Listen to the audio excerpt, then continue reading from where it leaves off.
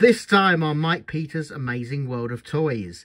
I'm in the process of shining up and cleaning my other Jensen steam engine. I'm going to have a steam up for that. This is my other Jensen live steam engine. But before that, I've got a little bit of a mystery. I have an old toy from my childhood. And I was appealing to try and find out a little bit more about it. Now, this is not the actual one I had as a child. I wanted to point that out, unfortunately. But it's of this type that I had. And I found this recently, about a month ago, and it arrived yesterday. And, yeah, I see on there that it says, on the lithograph, it says on there that it was made in Great Britain. Now, I must have received it in about 1971 or 1972 when I was like 3 or 4 as a Christmas present and from my auntie and uncle. So it's clockwork and it's made in Great Britain, but there's no manufacturer's name on it. So if anybody can recognise it or has a box of this toy, I would love to know. I'm just trying to lock my tripod in place before I set it running. So it's clockwork.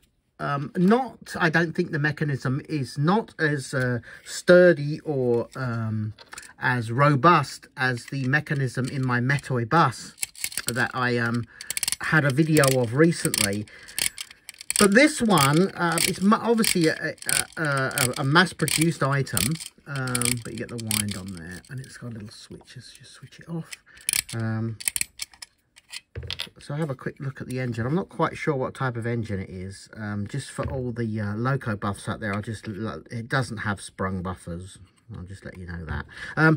Anyway, you can see the print there. I remember as a child, I was always impressed by the fact that it has, you know, it's got both a driver and a fireman as well. They're different prints, aren't they? You see that? I was impressed. Even as a child, I was impressed with that.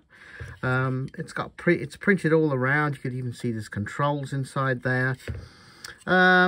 So let's get it running for you so you can see it in action. So bear in mind, you know, I was very little. It was my first ever train. So let's get it. Sorry, get my ugly arm out of the way, and we'll get it running for you. It doesn't look like much, but you know, I was absolutely fascinated by this. Watching this work as a child. I'll just switch it off a second because obviously it's a bit loud.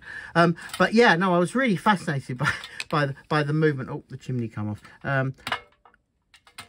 Yeah, I was totally fascinated by it as a child because also it had, you could see the mechanism here operating when it was running.